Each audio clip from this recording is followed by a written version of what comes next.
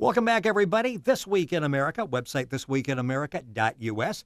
Nick Newland back with us on the program today. Since 1996, he's been working with inner-city high school kids in the Washington, D.C. area in affiliation with the Folger Shakespeare Library. He's created a series of abridged Shakespeare plays called The 30-Minute Shakespeare.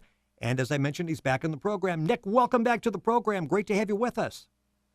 Thank you, Rick. It's great to be back. This is an exciting program, and if you go to the website, 30minuteshakespeare.com, a lot of great videos on there. You can see the kids. You can see their excitement as they're actually getting ready to make the presentation. We talked before, and you can go to our archives and get some of the information on how the genesis of the whole program.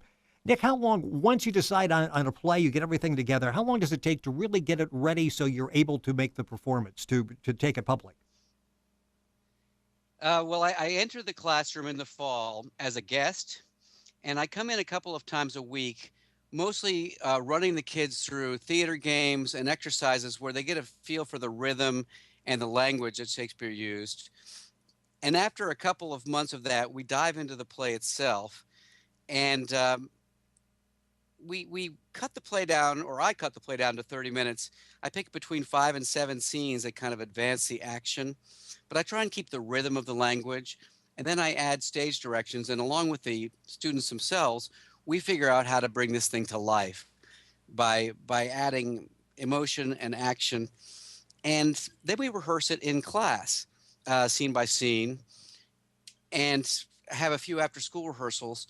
The whole thing takes about 5 months from start to finish and culminates in a performance that the students themselves put on at the Folger Elizabethan Library in Washington, D.C. So it's about a 5-month project with about 2 months of intensive rehearsal once we've cast the play. And as I say, I come in about 2 or 3 times a week into an existing English class. You get all the information at 30minuteshakespeare.com. The nice thing, and we talked about it before, is if this is something you'd like to consider for your area, this is good for the classroom. It's good for the stage. A lot of performances all across the country. All that information is available at Nick's website, 30minuteshakespeare.com. It's interesting because you mentioned Shakespeare to a lot of people and they think, well, this is something for the well-educated. It was something that was presented to the rich. And you say, no, this actually was designed for the masses. And when you see the kids get involved, they really make this come alive. Shakespeare is really designed for the masses, and the kids are really catching the essence of what it's all about. Right. And the reason it works so well is because it's a performance-based way of learning Shakespeare. It's so much easier to understand how our character might feel or react if you're standing up and pretending to be that character and interacting with somebody else pretending to be the other character, rather than sitting passively in a classroom and analyzing the words. There's something very kinesthetic about getting up and acting out a part while using Shakespeare's language. And the good thing about the book series is it makes it palatable. You don't have to do a 2.5-hour play. And you can really get a lot of great introduction to Shakespeare that gets you excited about the plays. And therefore, you will want to continue. Whereas often if people just slog through an entire 2.5-hour play and don't act it out, they get bored before they get to the end of it. Yes, yes. Now, how difficult was it to get this down, and again, capture the essence of what the play is about and do it in 30 minutes? It's a little bit challenging. I have the 30-minute time limit because those are the parameters of the festival, which is actually helpful to have that kind of time limit, because that way I don't keep piling on. I have to stick to that limit. Right. And what I do is basically, by reading the play, I can tell what are key scenes and key speeches that really have to stay in.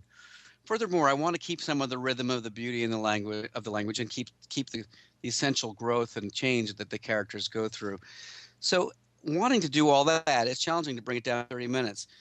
But the good thing is I've been doing this for 16 years, and I went to school for it prior to that.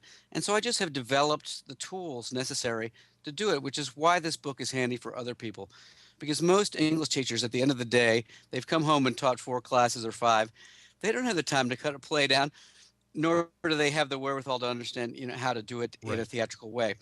So having come from a theater background, that's sort of what I have to offer to someone who wants to use this play as a way of getting a youth group started in performing Shakespeare. It's Yeah. just all the hard work I put in and the work that the students that I worked with did to get us to that point. Yeah, so it's basically a turnkey operation. You've got it there all ready to have performed. 30minuteshakespeare.com is Nick's website. All the information there. Some great video there.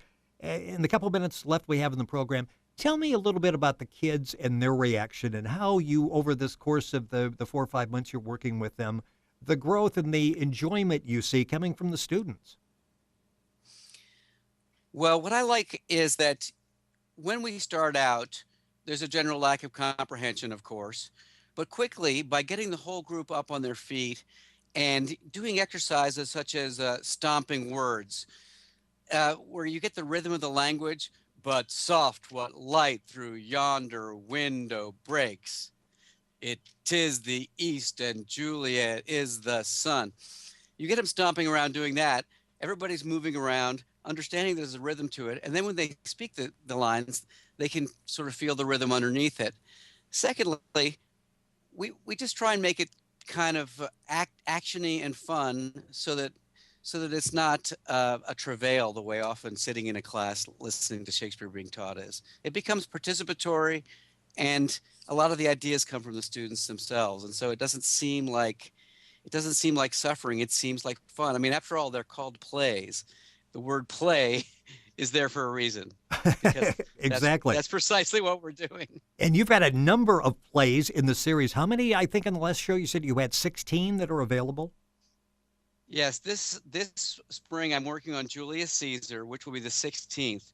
So we have all of the famous comedies and tragedies, such as Romeo and Juliet, A Midsummer Night's Dream, A Comedy of Errors, As You Like It, Much Ado About Nothing, Hamlet, King Lear, some very juicy tragedies, some hysterical comedies, and some that people don't know that much about, like King Henry IV, Part 1, for example, is a Shakespeare play that not too many people know about, but it is perfect for adolescents because it has the conflict between Henry and his dad, not to mention a lot of the scenes in the bar with his roustabout friends.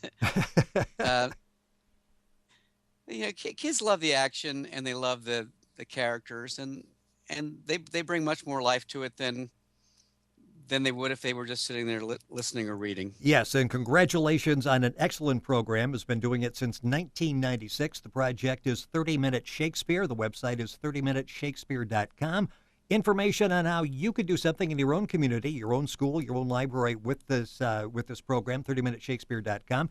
Some great video on there, and you can actually see the kids. And as I said, I think in the other program, I'm not sure who's having more fun, the kids or Nick. I guess it's okay for both of you to have an equal share of enjoyment as you're doing this. Nick, thank you so much for joining us on This Week in America. And again, all the information at Nick's website, 30minuteshakespeare.com. You're listening to This Week in America on the Blue Funk Broadcasting Radio Network.